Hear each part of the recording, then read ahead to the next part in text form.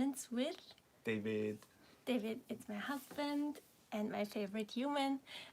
And yeah, I am excited to have another live stream. It's been a long time since the last one, I think about 1.5 months. I took a little bit of a break and I'm happy to have one with you again. And as long as there's actually someone joining already. Just make sure you can just type away any kind of questions you have. That's what these live streams are for. You can ask me anything, and even today you can ask us anything.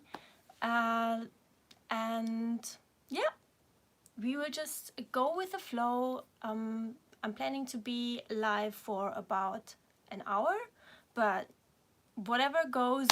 Like if there's many people joining, then we are totally flexible. And yeah, it's the live stream is what you make it, just whatever you are up for. I actually posted on Instagram yesterday for the first minutes of the live stream, as long as there's no questions coming in. If there are some questions that I could actually answer at the very beginning, what I'm going to do, that's what I'm going to do now. And Chris, you know who you are. She asked, and we are actually in coaching also together. So I hope you're really, really well. I hope you're fine. And the C word, which I'm not going to mention here because YouTube doesn't like the C word, the virus is not treating you too badly. So is it bad to eat 5 potatoes a day for potassium? So maybe you're wondering, like, if you're watching this, like, why is it even a question? But I know that person has some similar experiences in terms of adrenal fatigue. And if you don't know that yet, I have struggled with adrenal fatigue. I think it was 2017, 6.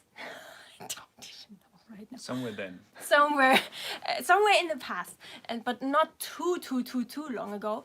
And it is a question when you have adrenal fatigue, because when your body is overwhelmed with all processes because of chronic stress and too high cortisol, and you're deep enough in the adrenal fatigue, then you are going to struggle, or it's very, very common for people to struggle with potassium intake in the ratio of potassium and sodium, because that is the body usually regulates that itself. The adrenals, it's their job to do that normally, and if they are over challenged or kind of burned out, if you will, and insufficient in their function, then that's not going to work as well. And so the question is totally understandable. I actually, in that phase when I was suffering from adrenal fatigue, I did have to pay attention on my potassium intake also, because I really felt like my something was off when I was eating a lot of bananas and or potatoes. And I've always been, and I still am, potato and a banana girl. Like, I really like these type of foods, with other foods together, of course. But yeah, so I actually limited my intake when I was suffering. And so is it bad to eat 5 potatoes a day for potassium?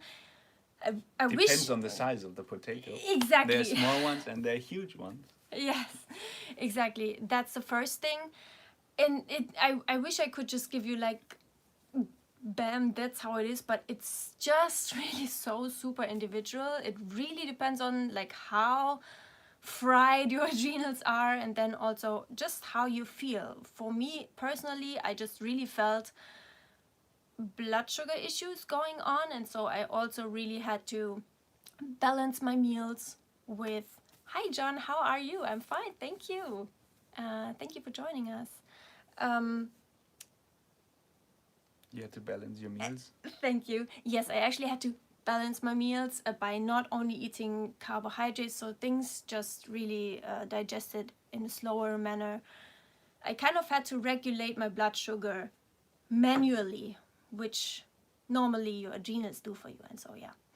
So you really just, I wish I could give you a better answer, but you really have to just listen to your body, what actually feels okay.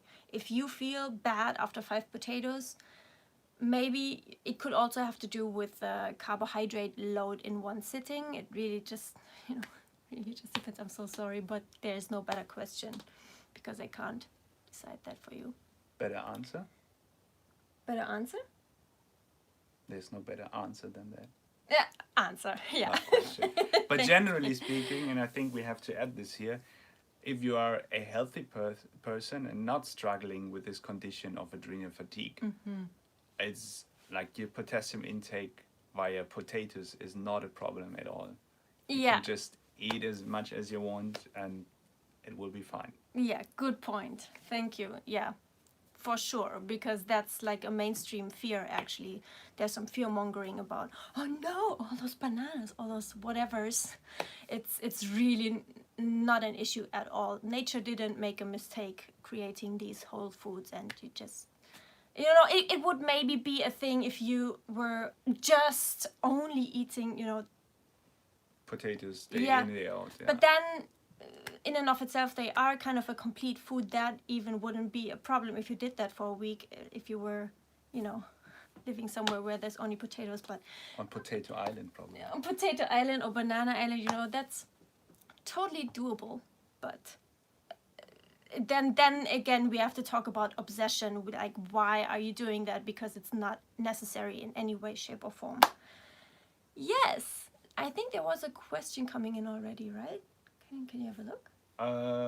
Yeah, John retracted the message, so we're not going to answer it, the question.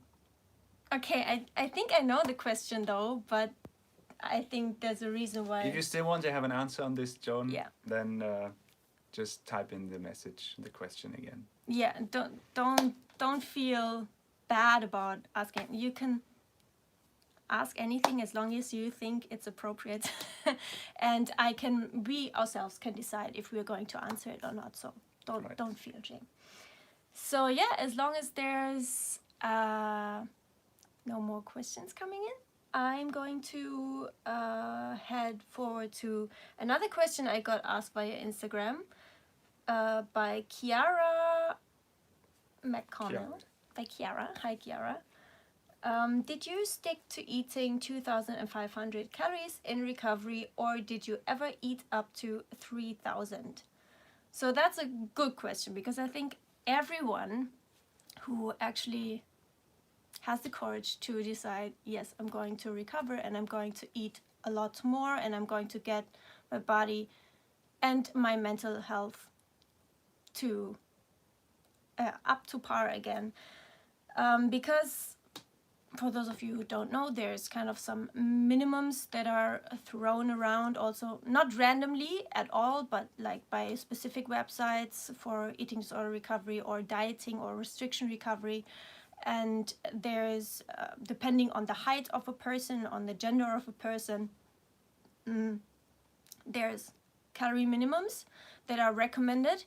And I myself actually went that path because it just made total sense to me. But what I did do though, before I decided that, I actually, because I wasn't, I guess it was kind of a weakness, but I didn't feel ready to go all in and just, there's no limits there. And I mean, that would be kind of ideal for getting back to physical and mental health as quickly as possible.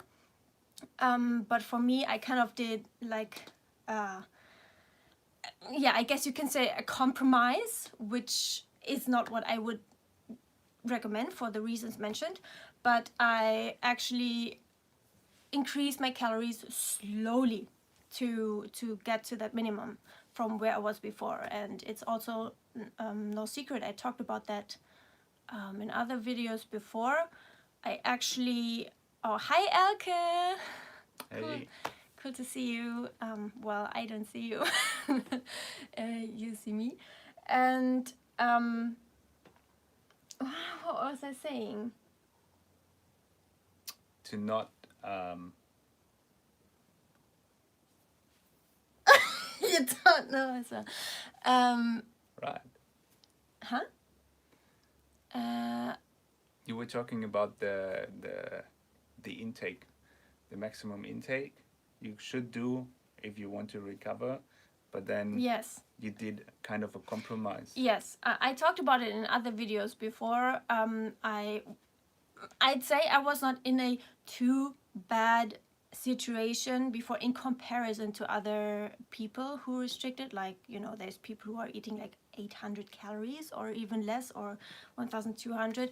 I was around like 1,800 calories per day when I was actually going through all of these symptoms that you can actually look at in my vegan health crisis timeline. The link should be down below. It's normally automatically in there, but if not, I'm going to post it after the live stream. And there you can see what I suffered from, like all of the symptoms that I had due to undereating and not eating enough calories, and they actually reversed when I was eating the minimum.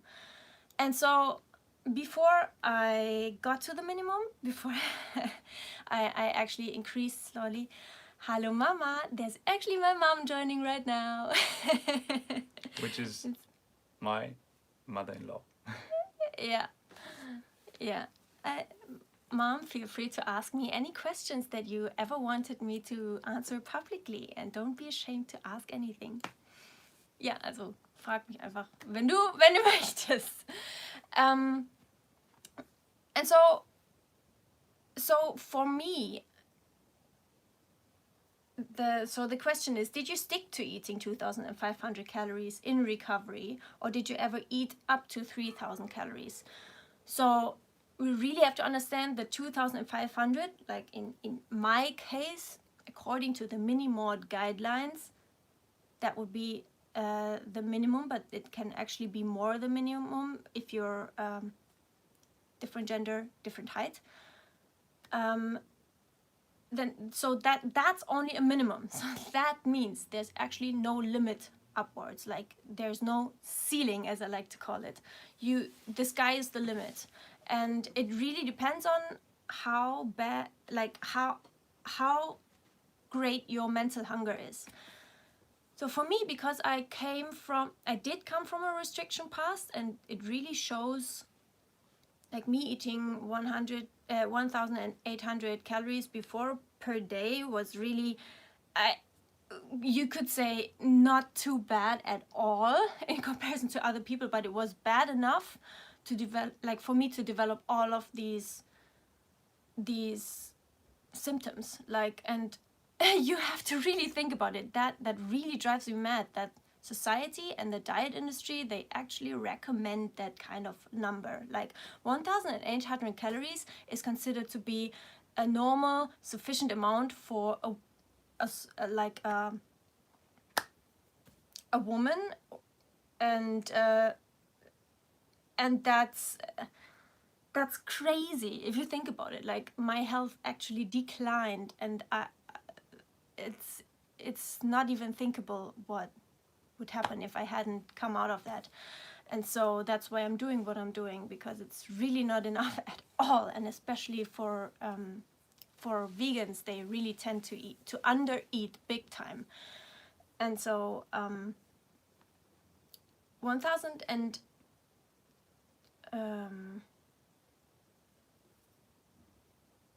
did you stick to eating 2,500 calories? Or did you ever eat up to 3,000? So that's why I was rambling about that topic so much. My extreme hunger was not too extreme in comparison to others, because I think it's just logic. I think it was because my situation before was not too bad in comparison, like relatively. And so, but I did have extreme hunger. Like I did have these nights where I got up 5 times and actually had to eat in order to be able to sleep again, and regularly and for a long time. So don't get me wrong, I really had a very increased hunger, but I did not experience that kind of extreme hunger, like going to 10,000 calories or even 5,000 calories. Never had that. I did go, so to finally answer the question actually, I did go to 3,000 calories on a regular basis in the beginning, but that kind of naturally, my hunger, both mental and physical, they did naturally even out. So for example, right now, it's been like 2 years since I started eating the minimums, and it's, yeah, I still stick to mental and physical hunger, but you know, it's just, I feel that it's just different. It's not as extreme as before, and yeah, so the minimums are minimums, and I did go above these minimums, as you are supposed to, because otherwise you need to keep in mind your body needs these extra calories to repair, and the minimum is the minimum. No more and no less. And so you also, what really helped me to keep in mind is that these two, the minimums, the minimod guideline minimums, they are not actually like some random numbers that, you know, that are going to that are much more than your body would normally need. No, these are actually the numbers that normal people with normal relationship to food eat on a daily basis to maintain their weight. And so that's it. It's not for someone who's going into recovery, it might seem like a huge number, and no, I'm just going to say it because most people think that I'm going to get fat, and that's just horrendous, and it's not going to work, and but it's really not that extreme. Like, it's not that big of a deal. It's something that a person who has never restricted their calories and doesn't even think about dieting or restricting themselves, it's just the normal, the healthy amount to eat. And so that really helped me to really consider it and look at it as a minimum and not as something that I have to hit and not go over, because that is a mistake that many people make. Speaking of eating, there's a question coming in from Elke, and I guess it's a boy. Sorry for not knowing. Yeah, he is. We follow each other on Instagram. Okay. And he is asking, what's your favorite food? So maybe we should maybe split the question up into different categories. So what's your favorite veggie? What's your favorite fruits? And then maybe we go for whole foods first. Whole foods right? first, yeah. And then for like dishes. Yeah, because it's quite funny because we have talked about this so many times, and then you really have to define, like, what do you mean by food? Is it a whole food, or is it something that you can make? And so that's a big difference. You go first. Yeah. So my favorite fruit, I would say, is durian. And that's a very exotic one. Maybe most of you have never tasted it. But if you ever have the chance to do so, usually when you're on a travel in Southeast Asia, then please go ahead and try it. But make sure you have a trustworthy dealer who just doesn't want to sell you like the crappy stuff for high price. Yeah. Because then you will definitely be disappointed. But if you have a good one, it's really, really, really tasty. Trust me. And that's coming from you. Yeah, because the first durian I ate was in Thailand, and I really didn't like it because it was a bad one. It was smelly. The texture of the flesh was like chewy, and it was really not enjoyable. But if you have a good one, a right one, this one is so sweet and it's so creamy in texture, and it has the blend of flavors in it is so amazing, and it almost tastes like a sweet dessert, like for example vanilla cream with hazelnut and some egg liquor on top. just think about this, how it would taste, and this is a fruit. It's just amazing. And yeah, so Elkis just said he just once had a frozen durian from an Asian supermarket store. Those ones, he said it's tasty, the one he tried, but we made the experience that those ones are usually of a bad quality. Well, we haven't actually tried one here in Germany. Yeah, but the frozen ones Yeah. in Asia are usually the ones which the vendors can't sell at their store because they are bad quality, and then they take this which they couldn't sell, and just freeze them and sell them later. So yeah, exactly. just find it out for yourself. It's just, if you haven't had the comparison to fresh one, Elke, I know, you know, from the little bits that of impressions that I have from you, from our conversations and on Instagram, you really want to make sure you taste a fresh durian, because it's just, you can't describe it. It's like, there's actually people, we have friends that are traveling for that fruit. Yeah. And when we heard that, it's like so extreme, but it when we had our first fresh durian, we were like, well, it's actually not too extreme. Yeah, And we are looking forward to the next fresh durian. It just it tastes, it's like an explosion in your mouth. It's like the creamiest dessert you could. It's fatty and sweet. It's actually the only fruit, and actually I think the only whole food that ever exists on planet Earth that has fat and sweetness combined. And it's just, if you have the right friends that are bring you to the right dealers to high quality durian, yeah. So it's actually also my favorite food of all time. Like, and even if we went for the definition of preparing food, I would choose durian over any kind of dish. Like, it doesn't even matter. Like, if there was one food I had to live on for the rest of my life, it's gotta be durian.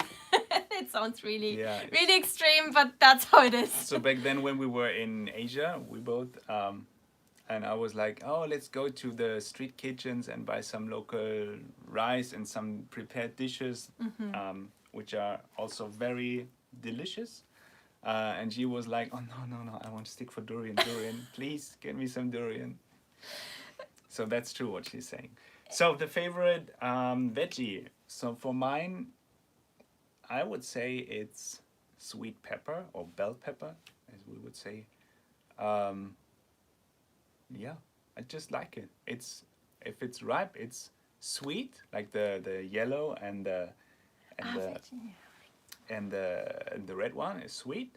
The green one is not as sweet, but also really tasty, and it's fresh, it's juicy, and it has a bit of a crunch when you eat it. Yeah, for me it's pumpkin. Also I love pumpkin. Pumpkin in Pum, the pum, oven. I think, Elke, if I remember, I don't know if you're more of a raw food eater.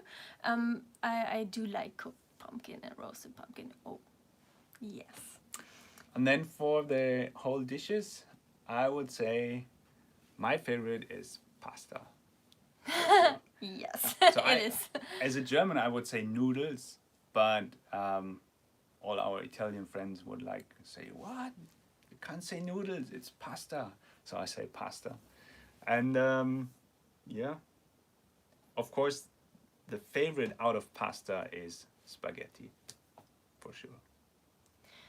For me, I'm more of like a sweet, like I love sweet breakfast foods if I make them. And it would be more like anything that goes into the Snickers direction, like chocolate and or carob combined with peanut and with oats or something, or combined with bananas. Actually, like a banana ice cream would be also right up there on the top, because it doesn't even taste like bananas. It tastes like ice cream for a meal.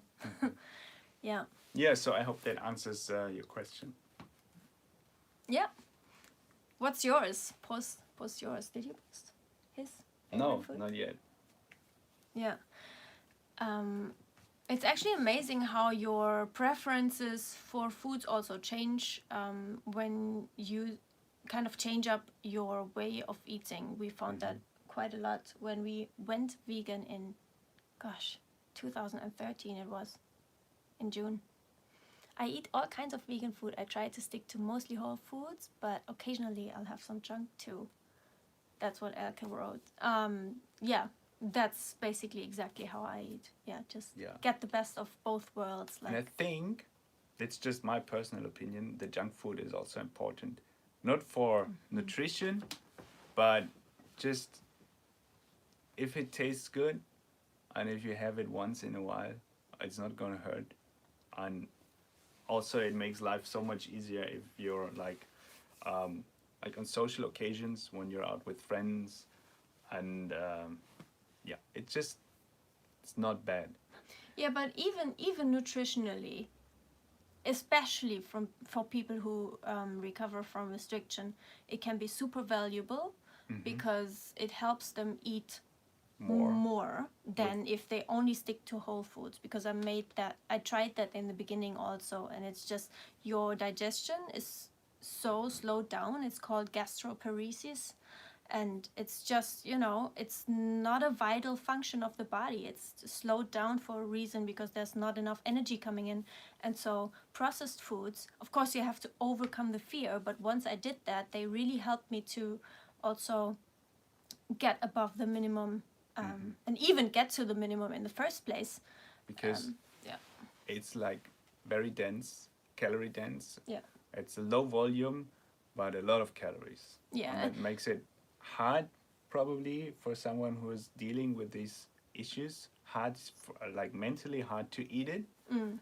But your body is really actually craving for it, because he needs the energy to repair all the stuff. True. If you're honest to yourself, you are craving these things. Like you can call it what you want, but you really want to eat these things. Like I even dreamed of processed foods. Like when I was still restricting, it's like you have to be honest to yourself. And then you could also argue, and that's also what I did. You can also just eat, rice and sweet potatoes and bananas and dates and like all these high calorie dense foods, whole foods. You can do that.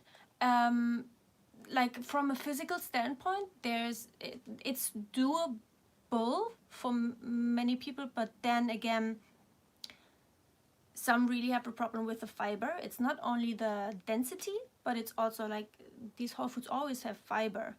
And so when your digestion is not up to par, it's actually, you have so much bloating already. Like seriously, at least I had, and it's very common in recovery. And then anything you give your body to digest, which like it can be just too much, and you might have to wait for a while until you can reintroduce these foods again in these high quantities. And also, mentally, I really actually don't have to say that, but I will say it. You actually have to learn to eat suboptimal foods, because you need to find the middle ground between the science and living the life in the modern world. We are not living in the jungle. I say this all the time, but I really want to repeat it as much as I can. Because that was also my argument. Well, if I was living in nature, I wouldn't know all these processed foods. There would not be these processed foods, and I wouldn't eat that. But I really had to learn to trust my body, that it will also be able to know exactly what it's got to do with processed foods. Because think about it, if you have a little bit of processed foods on an overall more kind of natural-ish diet, then it's not going to make a difference at all in the end, if you have the majority coming from natural foods, if you will.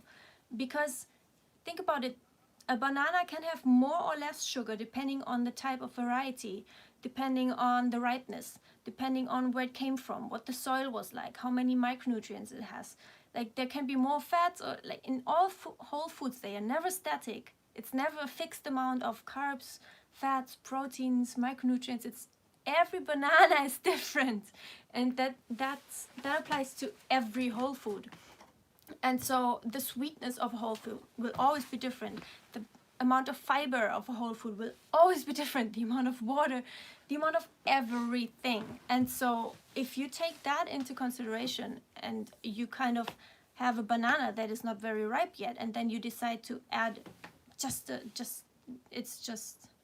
an example. You add 1 teaspoon of sugar, let's go for that kind of example because we all know these people who are doing that.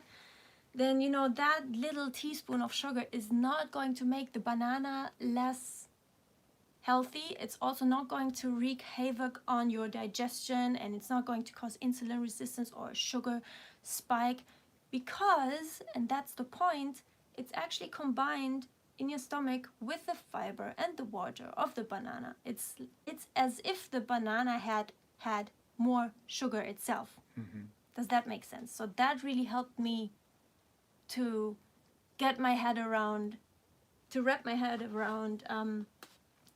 eating unperfect, and it was super important for me to do that. And it really, like, the fear is not justified. Don't be afraid of it. Now I actually eat a little bit of processed food every day because I also think it's a problem. It's problematic if people are doing what I did in the beginning, baby steps. I allowed myself non-whole foods, like processed foods, when I was around other people, like for social occasions, for special occasions. Yes, I'm going to allow myself to have these. And it's like, yes, it's a step. It's a baby step. But it cannot be, that's not where you should stay. Because then you're still going to have this mental restriction. I can't have this for myself. It's not optimal for me. It's still that kind of mindset that is really a problem. And you actually, as long as you're only doing that on special occasions with other people, your brain will still be convinced that these foods are not good for you, right? And you're still going to reinforce and confirm that fear of your brain that you should avoid these foods. And that's all. I hope this helps someone. If so, give this a thumbs up also for this live stream. It's so, what we avoid will be the things that our brain is afraid of. That's when we avoid things, we teach our brain, we literally teach our brains to be afraid of this stuff. Because that's, there must be a reason that we are avoiding these things. And things that we don't avoid, we actually teach our brain to not be afraid of them anymore. And so that's the reasoning behind. How did we get to the topic of processed foods? We were asked what is our favorite food. And we said we split it up into different categories. Yeah, actually one of my most favorite foods before I went vegan was really Snickers. For some it might be boring, but that's and also Nutella. And so I really for my personal recovery, it was super important to eat these flavors and also get to the processed, junkier kind of version of these vegan foods.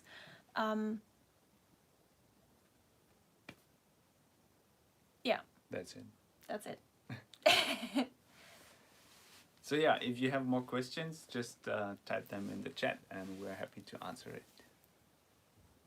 Yes.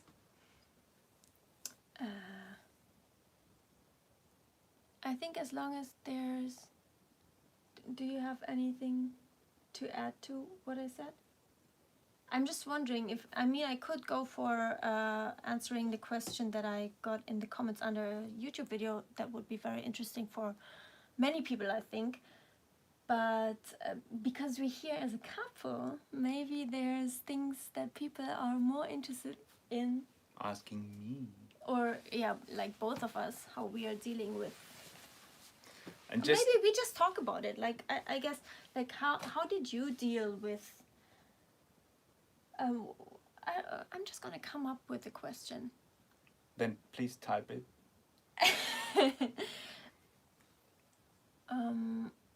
What was the most challenging part for you being my husband when, you know, your wife was struggling with body image and in that whole recovery thing? What do you think was the most challenging part? You should have asked For the you. question before so I could prepare. You can.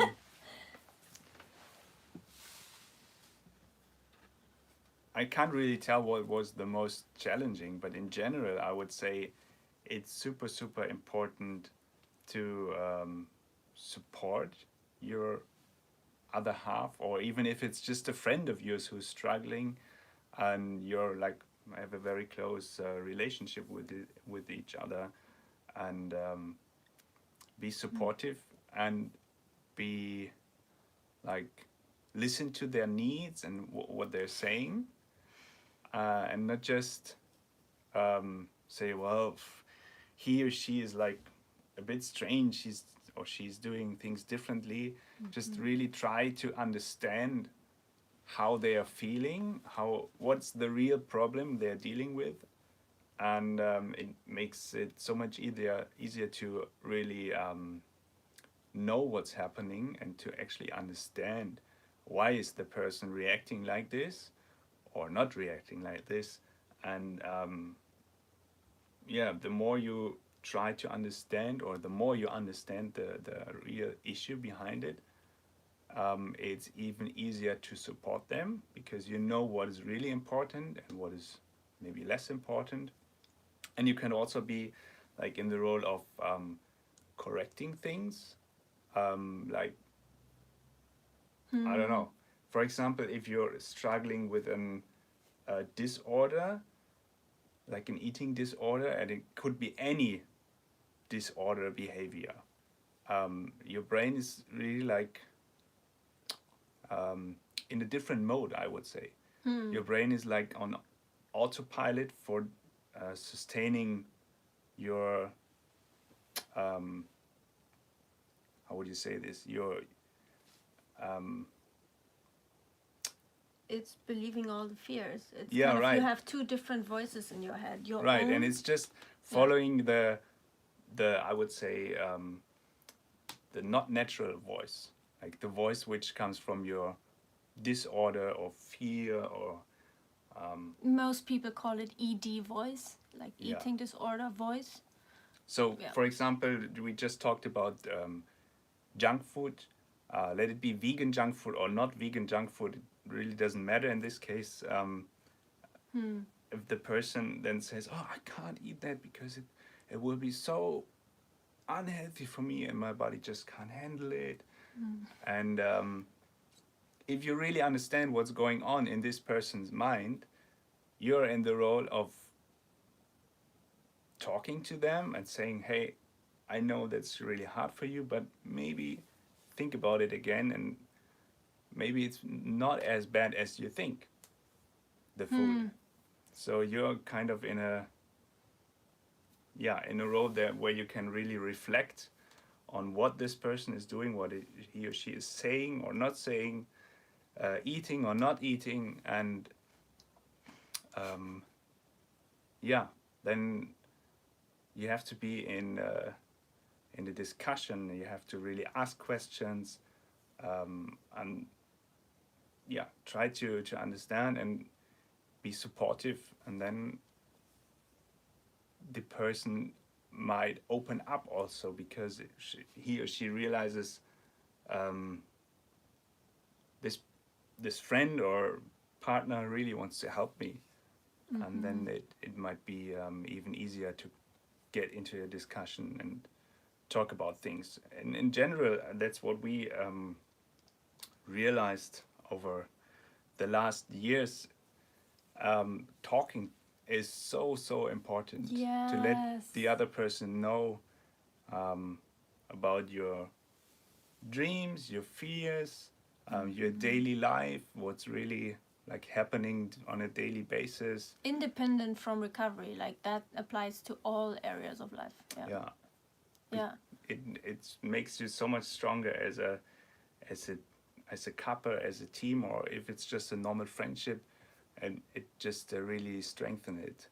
It might sound really, arbitrary, like, I mean, who would have thought talking is important? But the longer we are married, and you don't have to be married, obviously, for that to be important, but the longer you are in a relationship with anyone, the more you realize, gosh, you can never talk too much. It's just how it is. And of course, that really requires you to be open and to be weak also, to make yourself vulnerable, not only to your partner, but also to yourself.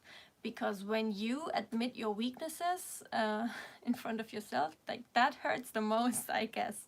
And that also I really felt, it really connected us also, because I decided to really open up about all of the shameful parts of disordered thinking. And you don't have to have a full-blown eating disorder to have mindsets or ways of thinking that they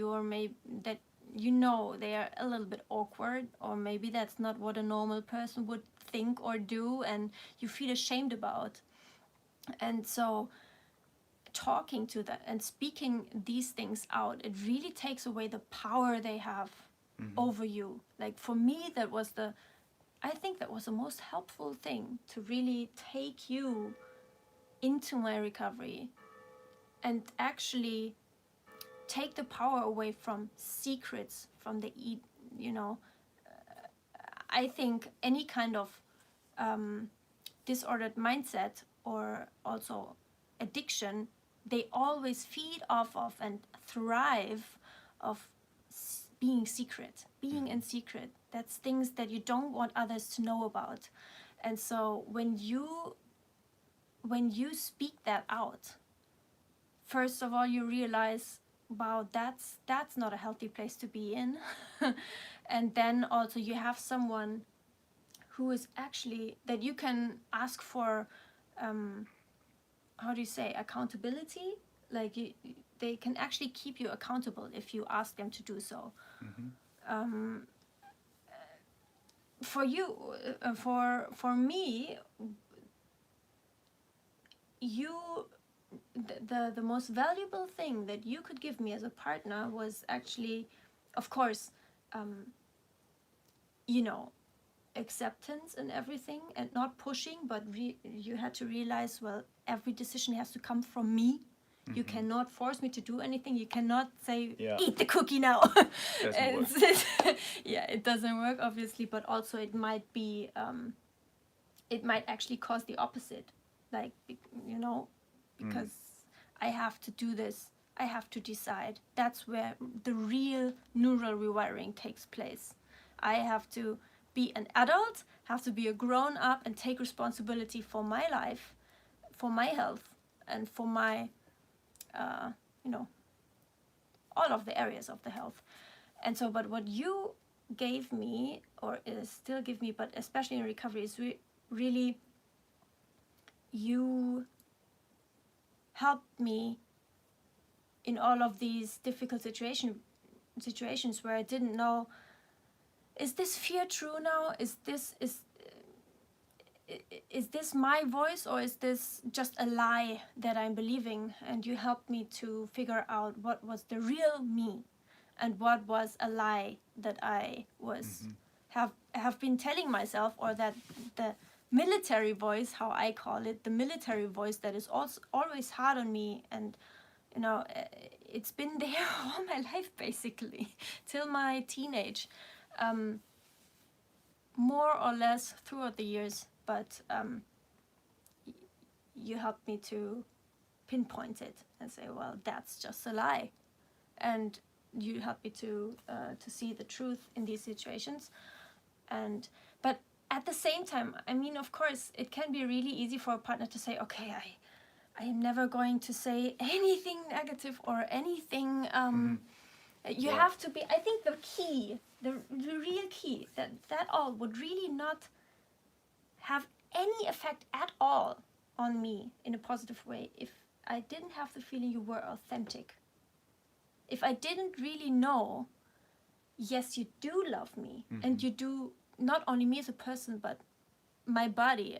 That's just something that, you know, when you struggle with your body image, of course it's going to help you if someone is saying you, well, you are beautiful, of course. But the thing that always came up in my mind in these moments was, well, that he's just saying that because he loves you, and he's just saying that because he wants you to feel good, and it's really, he doesn't mean it that way. And so the key was really knowing you're not pretending. Yeah. Yeah. And also, I would add to this: what can you do to support your partner or friend?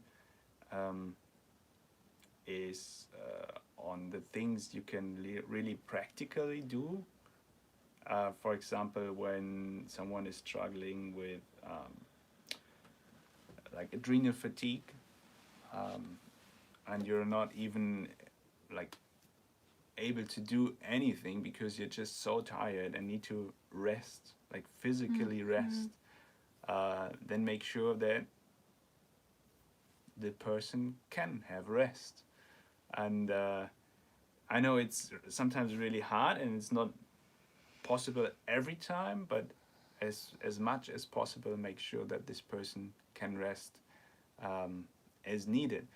Also in recovery, you know, when you have to actually limit your movement, and Yeah. you actually feel lazy, and all of these things that the military voice tells you, it's like you're disgusting, you know, you eat too much, you move too less, you're lazy, you're just sitting on the couch. But that's exactly what you need to do. But then when you're living with someone together, you're really afraid my significant other, they are going to think exactly that about me. And so that can lead to a lot of shame. But, you know, talking about it will reveal to your partner that that is something that is really the only right thing for you to do right now. Yeah. And you know, I have to support that, even though, you know, even though it might not be very easy all the time. And also, like, for example, doing like grocery shopping. Yes. If it's triggering to your partner to do that, then maybe it's better that you just do it. Yeah, actually, yeah. Also for things like, let's say, cooking, like preparing food in the kitchen. If your partner is not really comfortable with that, then maybe it's better better that you do it. But also, and then it all comes down to talking with each other again.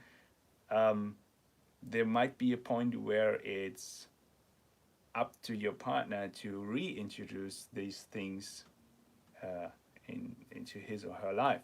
Yeah. Because it can't be the final solution then, like for the rest of the life, you're the one to cook because your partner just can't.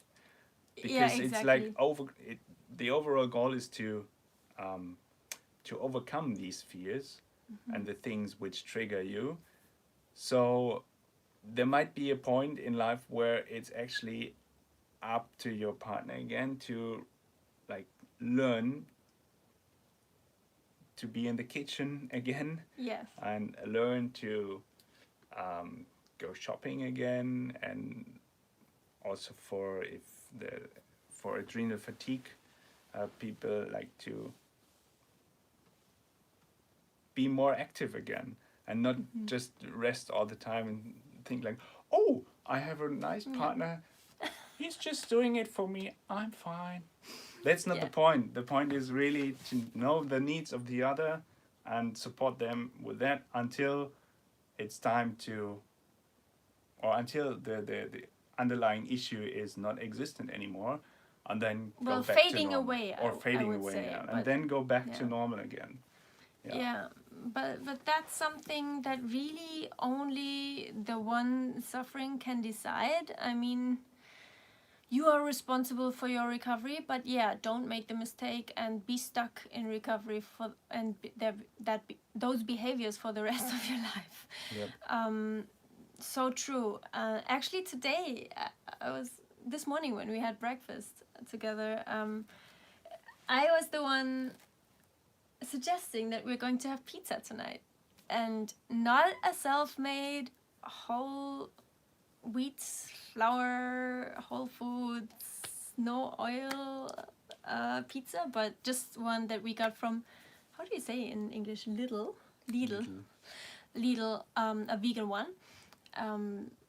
That's just something that wouldn't have been possible before. It wouldn't just, well, it would have come to my mind, but I would never have said it, because David would have to be the one that would suggest it, because only then I would even consider for me to maybe have the courage in some way to say, okay, I agree. And so that's just something, the more you recover, the more you are going to feel that you are actually making steps. Again, you feel your normal, your true self coming back. For example, And also the kitchen partner. and the grocery shopping part Yeah. is, you feel like, well, a lot of the time, so I really regret that in the times where I was very restrictive, I didn't really like the person I was, because I was so only about myself. Like, and you can't kind of help it in that moment, and you don't really realize it, but all your brain thinks about it. How am I going to be able, it's in that survival mode. How am I going to make sure we are not eating more than this and we are moving enough, that kind of thinking. And so the more I recovered, I noticed I really want to be of help to you as well.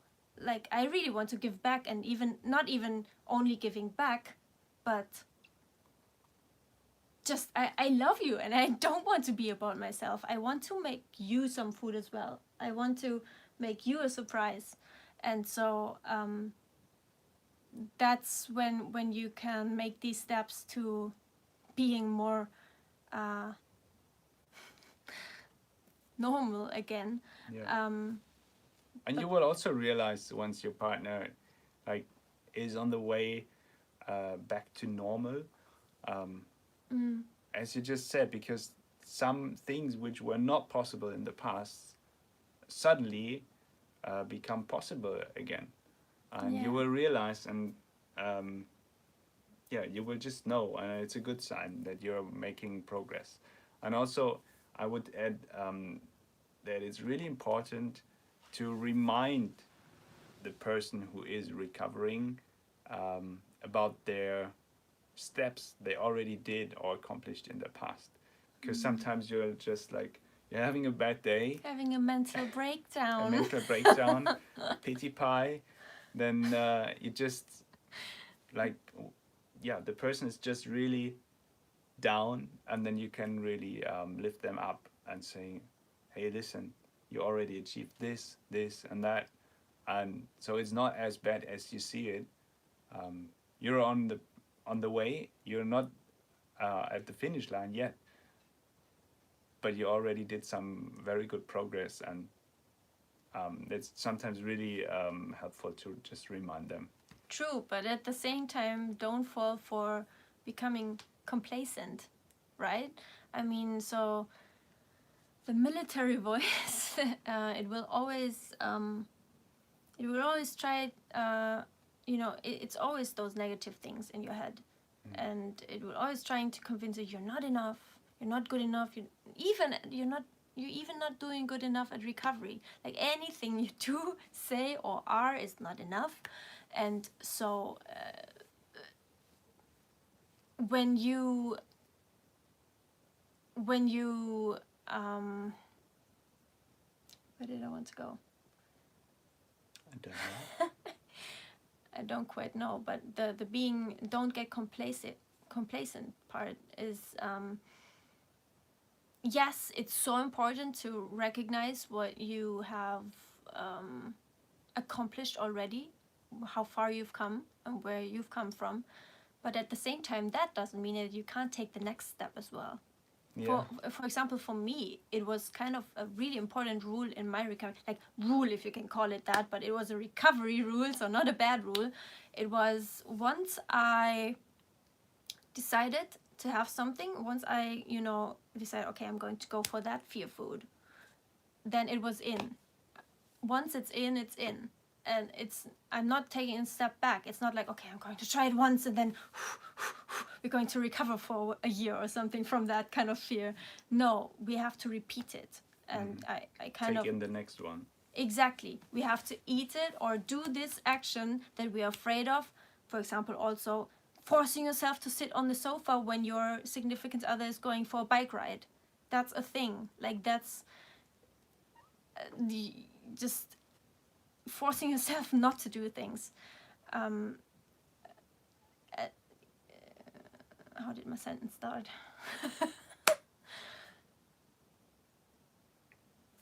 That's it. Just just really make sure you are doing this thing or you don't do this thing until that fear is gone. And that can take quite some time. But really, it sounds, I couldn't believe it when I was in that place, but take it from me, I've gone through this, and it really becomes easier and easier and easier with every single step you take, with every single fear you are facing and you're overcoming, and you do the opposite, you do it anyway. You do it to teach your brain not to be afraid of that anymore. And that really happened for me. And every single step you take, the more courageous you are, the quicker it's going to be. The bigger the steps are that you take, the more you're going to feel, and the quicker you're going to feel the neural rewiring taking place in your brain, because you're also going to get some kind of momentum that you can work with. You feel the more fears you can actually target in a week, kind of, the more that will set you up in the next week. It's like, wow, yes, I can do this, and you have to cheer yourself on, obviously, but also hopefully you're going to be cheered on by someone else. I really can encourage you to just open up to someone else. And that's the church that we're living next to as a background track. I wanted to say something. What did you have before? Oh yeah, the cooking part. So it naturally is that way that David he has always liked cooking more than me. I am blessed. But so it was super important for me to just make a point in just eating whatever he cooks, because that was kind of one of the hardest parts for me in the beginning, to eat things that I didn't prepare myself, that I didn't know exactly what was in there, to the gram, if it was about oil or something, or like, and I even was at a point where I just plain and simple wouldn't eat it when there was anything in there that I was afraid of. And so that was a point I had to make to embrace that blessing of being cooked for, and then also to trust that person. to a trusted person. They are not going to just, you know, slam in any kind of fear food just to make you angry or just to make you have a panic attack. No, they're also, you were really, really a cooperative in, co-worker. you know, in the beginning when I said, oh, please, you know, do less of this or more of that or whatever. But at the same time, you were helping me to push the limits. You were asking me, is it okay if I do this? You know, and I mean, most ideal and the biggest step would be, you know, if you just have the courage to just say, I just don't care at all. But you know, you can work together to get you closer to where you need to be. And the more you know, once you have a teaspoon of oil in a big pan of vegetables, it becomes easier and easier for you, you know, and you've eaten that for a month, you know, I don't know how many times a week, and then your brain just naturally realizes, wow, and we're still alive, and all of these fears, they actually they it's just in your head. And so it becomes easier and easier, and that actually gets you to the point where when you are in social situations where you are not in control about your food, you know, when you meet in a cafe or restaurant, then you can really just lean back and relax, because that's not the situation where you are for the first time facing that fear. You are actually, it's like your brain's like, oh, whatever, yeah, I'll take the pizza, because you've had that pizza with, it's just an example now with the oil, but with the white flour, or, you know, processed stuff or whatever is in there, maybe some kind of artificial sweetener, you know. You've had that many times already. It's like, wow, that really has helped me to do that in, like, when I'm in control, to face and conquer these fears for myself on my own, and not when someone else is witnessing it. Because yeah, these are the moments you want to be able to enjoy. And if you're only to keep these fear foods to social occasions, it's going to take you a long time to actually get yourself neurally rewired. And it will make those situations in the restaurant Yeah, like very uncomfortable. yes. What do you want to elaborate on that? What do you mean? Well, yeah, it's just like you will be stressed then, but if you, on the other hand, had these kind of foods already before at home, there's no need to be stressed. Yeah, there's something nice about just asking the waiter or waitress for a vegan meal, instead of, well, can I maybe have only potatoes and broccoli? And like, gosh, never, please don't put any kind of coconut milk or oil or salt or whatever, like, I can't handle that, and, you know, 10 allergies. And it's just, it makes a big difference for everyone and for yourself to just be able to just say, well, I'm a vegetarian, I don't eat eggs and dairy and meat, and so just prepare something for me, thank you. And they're usually, it just makes everything so relaxed. Yep. All right. Having had the church bells at the background music, reminded us that it's been an hour already. Yes. Yeah, I've enjoyed it very much. I think it's also just because of Saturday and or time zones, and you know, there's no more questions coming in. I hope you really enjoyed this. If you also watched it after the live stream was happening, feel free to comment anything you have about the topics that we covered. I hope it really helped. Let me know also if you enjoyed Daving being part of it. You guys actually voted for him in my poll, in my question poll here on YouTube. So yeah, please don't forget the thumbs up. It just, I know it sucks to just always say that, but it just really helps the algorithm to support my videos, and I just give so much time and effort, and so it would be really great if you could give that little bit back to me. Okay, see you next video. Bye. Bye. Oh, actually, I wanted to, yeah, actually, let's just agree. I'm also going to post it below, like in the info box, like the first weekend in every month. Let's do a live stream together. So for those who are actually planning, like so good at their time management, you can, I think it's the 6th and the 7th in March would be the next one. So 6th is the next live stream in English, so you don't miss out on it. Oh, thanks, Elke, as well. Wow, you stayed the whole time. I feel so honored. Thank you so much. And I see you also next video. Bye. Bye.